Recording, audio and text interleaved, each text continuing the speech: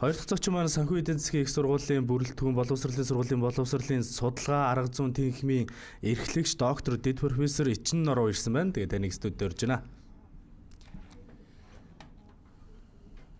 За сайн байна уу? Сайн байна уу та тавтаа байрлаарай. Стриминг төргий. Стриминг Та тухтаа суугаараа багшаа. Баярлалаа.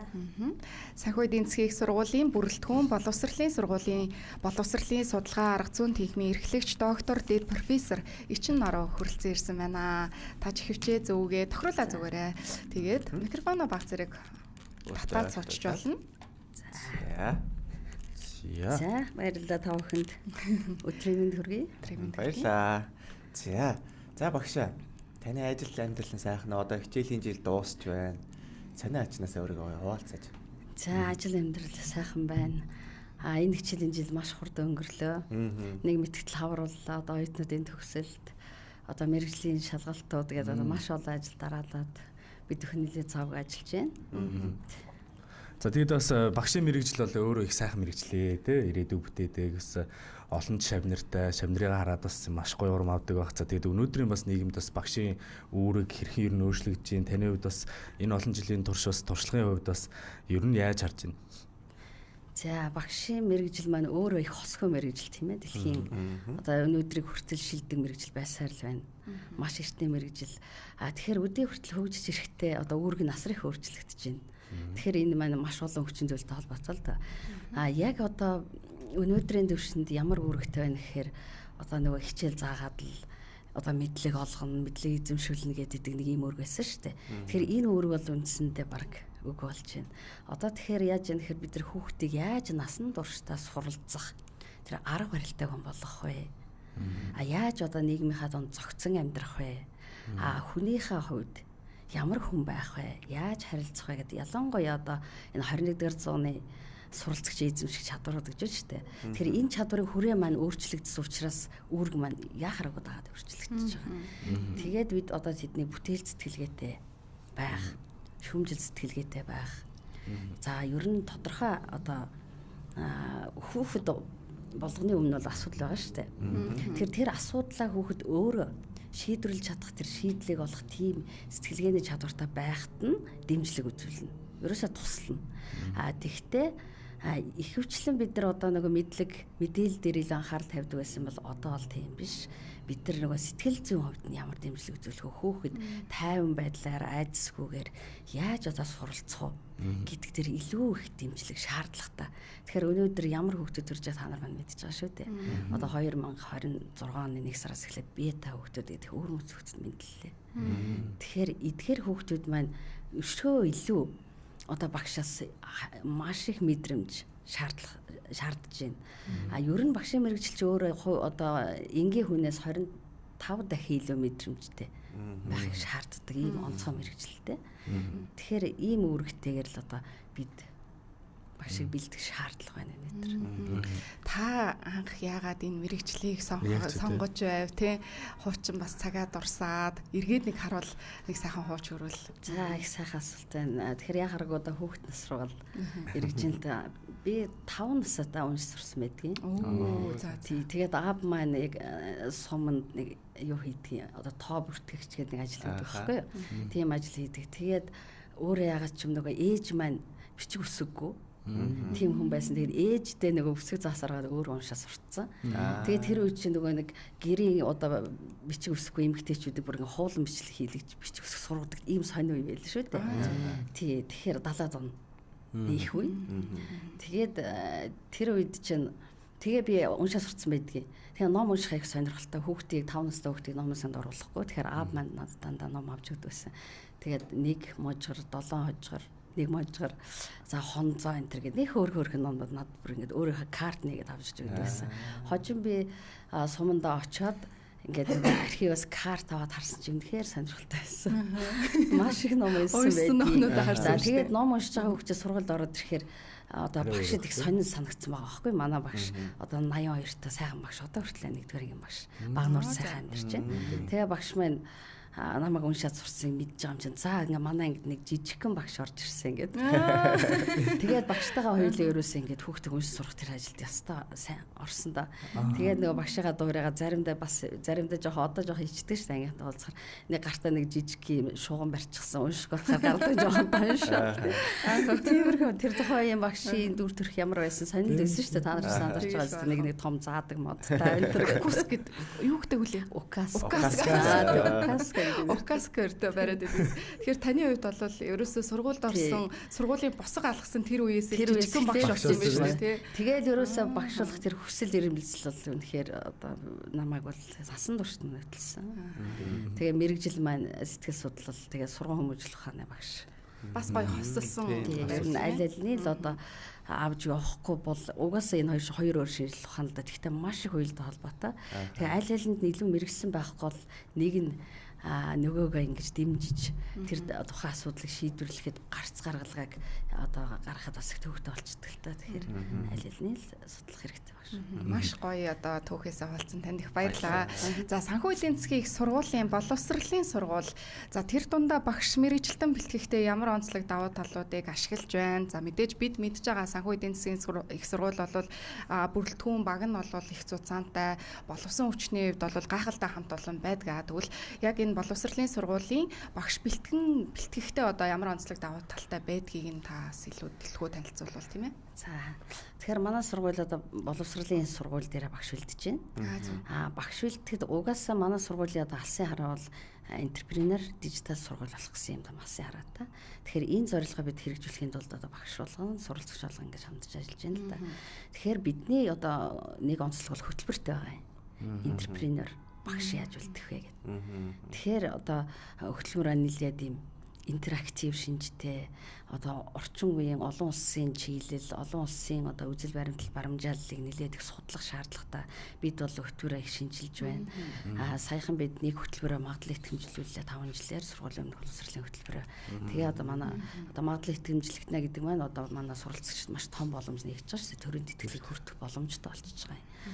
За тэгээд одоо дараагийн нэг онцлог маань юу гэхээр бид арга зүй дээр маш их анхаардаг. Сургалтын арга зүй. Сургалтын арга зүй өмнө нь бол одоо ер нь дээд сургуульд бол нэг лекц, семинар гэсэн хоёр төрлийн юм байгаа шүү дээ. Гэхдээ бид нар одоо тэр лекцийн чинь багш бүтэн одоо 90 минутаар ингээд зогсоол яриад л ингээд авах шаардлагагүйгээр бид арга зүйгээ яаж одоо асуудал шийдвэрлэх, асуудал суурилсан сургалтын арга зүй хэрэглэх вэ? За төслийн суурилсан арга зүй. За ялангуяа одоо нэг кейс энэ амьдрал сургуулийн практикт болж байгаа янз бүрийн асуудлууд байна шүү дээ. Энэ асуудлуудыг бид нар аваад шинжилээд суралцагч тэрийг яаж одоо орчин үеийн хамгийн одоо эмпатик хандлагаар шийдэж болох вэ гэдэг шийдлүүдийг одоо багш болж байгаа оюутнууд маань эзэмшиж гаргах шаардлагыг бол бид нэлээд хатуу тавьдаг энэ шаардлагаач одоо хэрэгжүүлж явж байгаа л гэж үзэж байгаа. Эмпати тийм бусдыг одоо инэрч хайрлах, өмнөөсөө байр суурин дээр өөрийгөө тавьж үзэх энэ л аягүй чухал. Одоо агшаа хүүхдүүд ер нь эсэлтийн ерөнхий шалгалт өгөх хугацаа төхөж байна. За сургуулаа сонгох, за тэр дундаа бас мэрэгчлээ сонгох гэдэг торгон мөч бол аль хэдийн ойрцсон байгаа. За магадгүй 11-р ангийн хүүхдүүдийн хувьд ч юм уу энэ асуудал бас тулгарч байгаа тий. Аав ээж нар нь мэрэгчлээ сонгосон уу, яасан уу, ийсэн үү гэл тий. Тэгэхээр танаа сургуулийн хувьд 2026-аас 2027 оны хичээлийн жилд багшийн хөтөлбөрүүдээр ямар одоо хичээлийн багшийн хөтөлбөрүүдээр эсэлт авч байгаа вэ? Тэгэхээр манайх одоо энэ жил багангийн багш багш баг боловсрал гэж одоо яг энэ тгсийнхаа нэрээр явдаг. За цэцэрлэгийн багшийг, гадаад хэлний багшийг бэлтгэх ийм одоо энэ чиглэлээр эсэлт авна. Тэгэхээр яг эсэлтээ бол бид нар мэдээж одоо эсэлтийн яамнаас гарсан эсэлтийн журмын дагуу эсвэлнэ. Тэгээд одоо багш мэрэгчлэр эсэж байгаа хүмүүс маань эсэлтийн ерөнхий шалгалт өгөхөөс гадна сургууль дээр ур чадварын шалгалт гэж өгдөг. Тэгэхээр энэ шалгалт маань юу гэхээр ер нь энэ хүүхдийн одоо үзэл, хандлага, мөрөөдөл, хүсэл одоо багш хүн чинь асар их мөрөөдөлтэй байх хэрэгтэй байдаг шүү дээ. Хүүхдтэйг адилхан одоо сэтгэдэг. Мөрөөдөлгүй багш чинь ер нь л хэцүү шүү дээ. За тэгээд тэр одоо яагаад энэ мэрэгжлийг сонгосон учраас шалтгаан багшийн үн цэнийг юу гэж ойлгож байгаа юм. Ер нь яагаад энэ мэрэгжлийг сонгосон юм бэ гэдэг ч юм уу энэ чиглэлээр эссе бичих. За тэгээд хажууд нь жижигхэн бүтээлч сэтгэлгээ одоо айку нэг жижигхэн тим бодлого тест дээр ингээд аваад бид нар үнэлэл явчихдаг. Бага ангийн багш, тэгээд гадаад хэлний багш, цэцэрлэгийн багш. Биений мөрөөдөл бага ангийн багш болох байсан шүү дээ. Ер нь бол нийгмийн ухаан монгол хэлний багш болох, хэлний багш болох мөрөөдөлтөй байсан багшаа би болох боломжтой болов гэлээ. Боломжтой. Харин сүүлийн үед одоо багш нар яаж энэ насан туршид маань нэг мэрэгчлээс нөгөө мэрэгчлэр хөрвж байна. Яг энэ дээр нэг онцлог хэлэхэд ирж байгаа хүмүүс маань маш их сонирхолтой, их амжилтаа суралцж байна. Тэд ягаад тэгэхээр энэ сургуулийн практикт юу болж байна болохгүй байна гэдгээ юугаар мэдэрч чинь тэр хүүхдүүдээрээ амжилт мэдэрдэг юм байна. Тэгээд яг яагаад одоо энэ мэрэгжлийг сонгох учир шалтгаан юу гэдэг гэхээр дандаа хүүхдүүдийнхаа түүхийг кейс яриад байгаа байхгүй. Ийм байдаг. Тэгэхээр би нэг энийг ингэждэггүй байх таа гэж боддог. Ер нь би ингээд багш болъё гэж шийдэж байгаа гэд. Тэгээ ирэхээр их амжилтаа суралцж байна. Тэгээ ялангуяа одоо энэ сүүлийн орчин үеийн сургалтын арга зүйг ингэж хэрэглүүлэхэд одоо насан туршид маань өөрөө угаасаа нэг зорилго тавьсан хүмүүс шал өрөөд байгаа байхгүй. Маш их идэвхтэй суралцах юм хандлагууд бол байна. Багшаа тэгэхээр зөвхөн нөгөө нэг 10 жилээ төгсөж байгаа хүүхдүүд гэлтгүү өөр мэрэгжил эзэмшсэн хос мэрэгжлийн эзэмшиг гэж бодож байгаа насан турш хүмүүс маань ч гэсэн болно гэж байгаа хандлага байна л гэж энэ дашрам хэлэх гээд байгаа. За нэг алдаад үздэг. Би чамайг одоо үнэхээр чамд хүсэл сонирхол байх юм бол ялангуяа багшийн мэрэгжил чинь өөрөө сонирхолтой ажил одоо хүүхдтэй хүнтэй ажиллах дуртай. Тэгээд их ажигч гэрхай. Ийм маш их төвчээртэй. Ийм хөл одоо багш болондоо мэдрэмжтэй. Надад бол яг асар их мэдрэмжтэй тийм. Ер нь бас нэг багш хүн гэдэг чинь бас нэлээ нөгөө нэг хүнээ мэдэрдэг байх хэрэгтэй. Одоо ингээл багш гэхэр л 10 жилийн багшаал бодд юм дөө. Тэгээ манай 10 жилийн багш бас нэлээ мундаг бүр ингээд нэг хүнийг энэ ч мангар олон хүүхэд байгаа шүү дээ. Бид нар ч нөгөө манай монголчин өөрөө юу шүү дээ. Нөгөө яг тийм стандартын дагуу гэхээс л хитэрсэн дандаа байдаг шүү дээ. Тэгээ яг тэр үед л одоо нөгөө нэг энэ хүүхэд муудаад байна да тэр хүүхэд ингээд байна да гэдэг аюу мэдэрдэг. Тэгээ яг тэндээс л ер нь багш гэдэг хүн ямар мундаг гэдгийг бас анзаарсан. Тэгээд бас өргөжлүүлээд бас асуулт асуух гэдэг нь болохоор химэл оюун ухаан бас одоо дижитал технологи одоо энэ хөгжиж байгаа энэ үед одоо ер нь багшийн мэрэгжлийн үнцийг одоо ер нь хэр буурах уу эсвэл та улам илүү чухал болно гэж бодож байна уу яг энэ талаас таны байр суурьас. За яг энэ технологийн хөгжлийн үед багшийг одоо ер нь оруулж чадахгүй л гэж хэлж байгаа шүү дээ. Багшийн мэрэгжлийг ер нь оруулж чадахгүй мэрэгжил бол багш байна. Үүрэг нь бол өмнөхөөсөө бүр илүү их нэмэгдэж байгаа. Яг байна. Тий, асар их нэмэгдэж байгаа. Ягаад тэгэхээр одоо ерөөсөө л одоо нүүрээ харж харилцдаг өөрөөр хэлбэл хүүхдийг ирээдүйг бүтээж байгаа. Тэр хүн чи өөрөө маш их мэдрэмжтэй байхаас гадна одоо ур чадвар асар ихтэй, ивд үүтэй харилцах чадвар байна. Маш их эерэг байх. Хэдийгээр одоо хиймэл оюухан ингээд нэг асрагч энтрийг бүтээсэн тэр нь одоо нөгөө асраж байгаа хүнийхээ сэтгэл хөдлөлийг мэдрээ тэрэнд үйлчлээд шүү дээ. Тэгтэл бид нар тэрнээс илүү миний өмнө сууж байгаа 30 хүүхэд 30 оюутан маань өнөөдөр ямар харагдаж байна. Энэ хүүхдийн нүд ямар байна. Энэ одоо баяр хөөртэй байна уу, сэтгэл хангалуун байна уу, эсвэл ямар нэг нуйтгар хоногтой байна уу. Тэр болгоныг мэдрээд дараа нь тэрийг хуваалцдаг байх. Тэгэхээр одоо 21-р зууны багш ямар багшийг хамгийн сайн багш гэж хэлэх вэ гэд ингээд судлаачтай юмыг харж яхад. За нэгдүгээр түүх ярьдаг багш айгу кейс түүх ярьдаг. Одоо бид нар ч өсвөр насны хүүхдүүд жишээл хүүхдүүдийг тамхи татчих болохгүй гэдэг одоо энэ тамхины асуудал аяг цаагаад байна шүү дээ. Гэж ингэж ярих биш. Ерөөсөө л тэр тамхиг хэрэгэлсэн хүнд ямар үр дагавар гарсан тухай яриад тэн дээр хилэлцүүлэг хийгээд тэр хүүхэд өөрөө нөгөө дотоод тунгааж ухаарч бодох тийм нөхцөл байдлыг бүрдүүлэх. Ийм чадвар багшаас шаардж байна. За тэгээд мэдээж энэ цаг үед дижитал технологи, дижитал ур чадвараа их хэрэгтэй байна. Энэ хүүхдүүдийн маань үндсэндээ мэдээлэл хүлээж авах сувг маань ганцхан яриа биш. Нөгөө одоо энэ боловсролын нээлттэй систем бий болчихсон энэ цаг үед чинь тэр тухайн мэдээллүүдээ яаж технологийн шийдлэр хүүхдэд хүргэх вэ гэдэг асуудал. Тэгэхээр яхааргүй дижитал ур чадвар шаардлагатай болж байгаа. За тэгээд зөөлөн ур чадвар, эмпати чадвартай багш, бүтээл цэцгэлгээтэй багш гэдэг маш олон чадварууд багш юм шаардлага тавьж байна. Тэгэхээр яг багшийн мэрэгжлийг та сонгоод маш удаан тийм хугацаанд энэ салбартаа ажиллаж байна. Шантрах, за мөн одоо баярлах олон зүйлс тохиолдож байсан болов уу? Багш мэрэгжлийг сонгосноороо бүр ингээд бахархаж, багтаж байсан тэр мөч байгаа ах гэж би хувьдаа бодож байна. Тэрнээсээ бас магадгүй багшийн одоо энэ мэрэгжлийг сонгох гэж байгаа хүүхдүүдэд, залуучуудад хэлвэл тийм ээ. Ямар гоё дурсамжаасаа багш маань хуваалцах бол. За тэгэхээр энэ мэрэгжлийг би ер нь хамгийн түрүүнд хэлэхэд ер нь энэ мэрэгжлийг сонгож их суралцаасаа гэж хүсдэг. Ер нь зүгээр хүн одоо ер нь ганцхан дээд сургууль төгсөөд амьдрал авч явах гэдэг байхгүй болчиход шүү дээ одоо. Тэгэхээр эхлээд энэ багшийн сургууль сурчих бол хүн өөрөө асрах төлөвшиж маш их чадварлаг хүмүүжих өөрөө өөртөө ажиллах өөрийнхөө амьдралыг залж явах тэр чадваруудаа их суралцдаг юм шиг санагддаг. Яг тэр зүйл миний амьдрал дээр ер нь тохиолдод байгаа байхгүй. Тэгээд ямар зүйлээр их бахархаж байсан бэхээр шавнар маань оюутнууд маань одоо багшилж байгаа хүмүүс маань багшаа таны хэлжсэн энэ зүйлийг ингээд хилээд үзсэн үгийг хүртэл би зааж өгсөн юм да. Хилээд үзсэн чинь энийг туршаад үзсэн чинь нэрээ шал өөр болчлаа багшаа.